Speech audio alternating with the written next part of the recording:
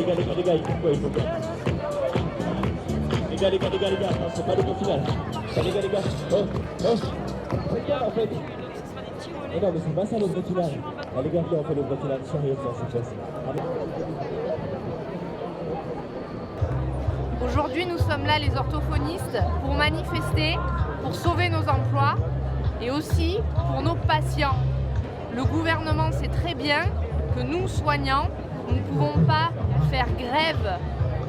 Les patients ont besoin de soins et le gouvernement joue là-dessus pour ne pas répondre à nos attentes, pour ne pas répondre à nos inquiétudes. Nous ne pouvons pas accepter la réforme dans l'état où elle est, car cela voudrait dire que 75% des cabinets libéraux d'orthophonistes vont fermer. Ça ne concerne pas que les orthophonistes, ça concerne tous les soignants. Les soignants restent auprès des patients malgré la grève, et ça le gouvernement le sait. Et pour cela, il est sourd à nos revendications. Aujourd'hui, nous sommes là et nous serons là encore longtemps pour aujourd'hui, pour demain, pour nos enfants, pour les retraites, pour nos emplois et pour les patients.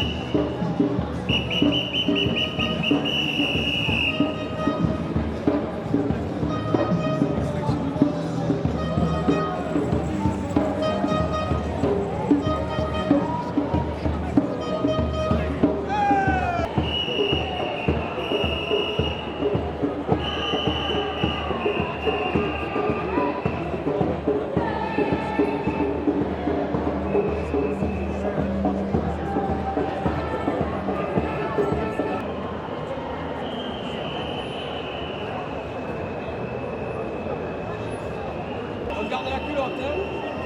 On le remarque. Il reste pas avec les petits. Après, il faut lever le gilet, il faut lever la casquette.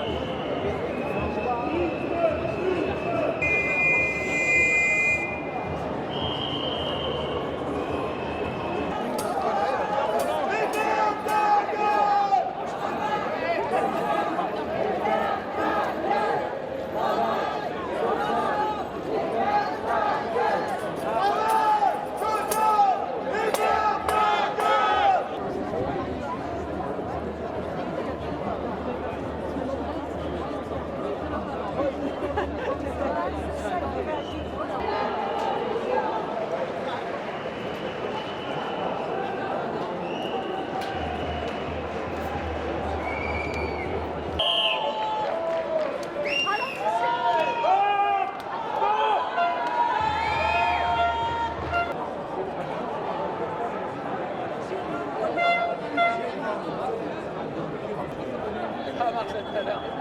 Elle m'a entendu rigoler, elle m'a dit quoi? T'as failli prendre quelqu'un?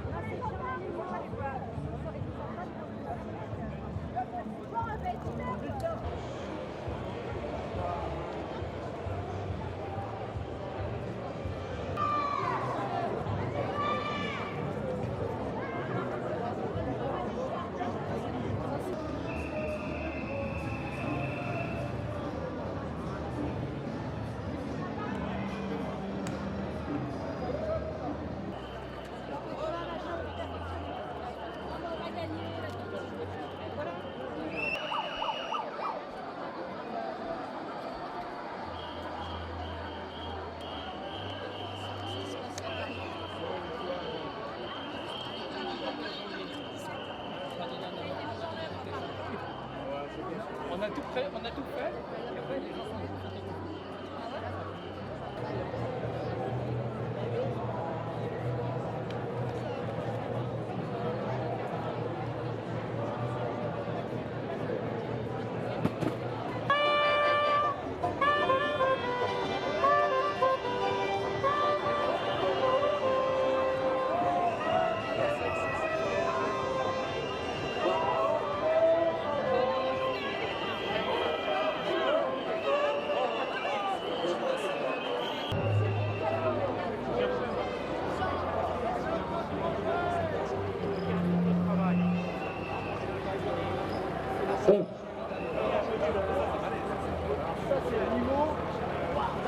Ça y est, ça marche.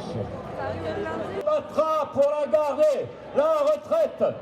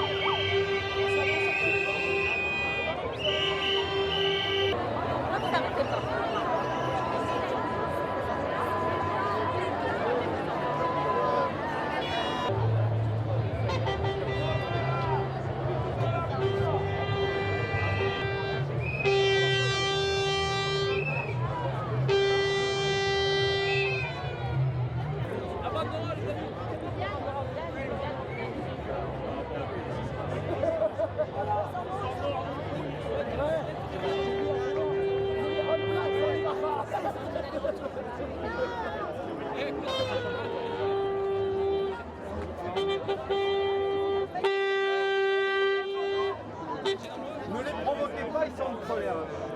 Regardez, ils Ça tombe bien, nous aussi on est en colère. Nous ne lâcherons rien, monsieur, rien du tout. Il faut savoir qu'on ne va rien lâcher, on va conserver nos caisses autonomes. Monsieur Macron et ses amis, les BlackRock et autres, peuvent aller se faire un tour, une patrouille, un twist, comme on dit chez nous à Marseille. On ne va rien lâcher, on va encore vous mettre le bordel. Merci.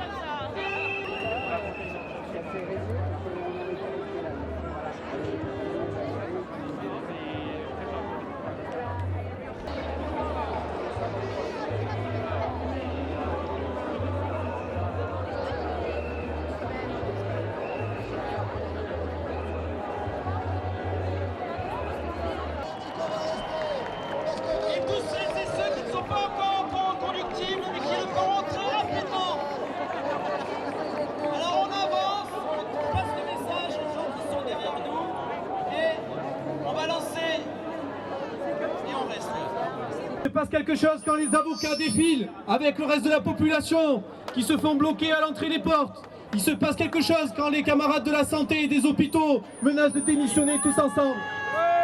Il se passe quelque chose en ce moment dans le pays quand certains sont en grève depuis 36 jours dans les transports comme la SNCF et la RATP. Gloire à eux pour ce qu'ils font. Il se passe quelque chose quand les professeurs sortent en masse lors des journées de mobilisation pour des grèves qui sont majoritaires. Il se passe quelque chose dans le pays quand on voit que dans tous les échelons d'État, à tous les niveaux, les gens se battent, les gens résistent. On n'est pas destiné à perdre. Ce n'est pas une fatalité. Nous allons gagner, et nous allons gagner parce que nous allons être de plus en plus nombreux. Et c'est parce que nous nous battons que nous allons réussir à faire retirer son projet et peut-être même à lui faire arrêter de faire ces politiques de merde qui nous emmerdent tous. Ça fait plus d'1 an maintenant que le pays est entré en ébullition. Les gilets jaunes s'en sont pris plein la gueule. Et à côté de certains de nos camarades syndicalistes qui étaient déjà dans le combat avec eux depuis le début. Il y en a marre de cette violence. Il y a eu encore des morts. Il y a eu encore un mort il n'y a pas longtemps. Ici, à Marseille, on a eu Zineb Redouane qui est mort. On n'oublie pas. Elle était pour rien dans ce qui se passait. Elle était pour rien. Juste elle ouvrait sa fenêtre. Elle s'est fait assassiner par la police. De la même manière, celui qui a été contrôlé s'est fait lui aussi assassiner par la police. Il y en a marre de cette violence policière. Il y en a marre maintenant de cette ambiance dans le pays. Et il y en a marre qu'on se laisse faire. Maintenant, nous allons résister, nous allons leur tenir tête jusqu'à ce que nous gagnions. Battons-nous ensemble pour nos droits. Et je terminerai sur une chose. Dans ce pays, il n'y a pas de privilégiés. Les seuls privilégiés, ce sont les héritiers de Carlos Ghosn, ce sont les héritiers des grands patrons, ce sont les héritiers des hommes politiques qui font leur politique de merde. C'est pas nous les privilégiés, c'est pas les profs, c'est pas les cheminots, c'est pas les artisans et encore moins les petits commerçants, c'est pas les hospitaliers, c'est pas tous ces corps de métier, c'est pas les orthophonistes non plus si vous voulez. Il n'y a pas de privilégiés chez les travailleurs. Les seuls qui sont privilégiés, c'est ceux qui ont hérité. Les autres, ils ont des droits. Battons-nous ensemble pour les défendre.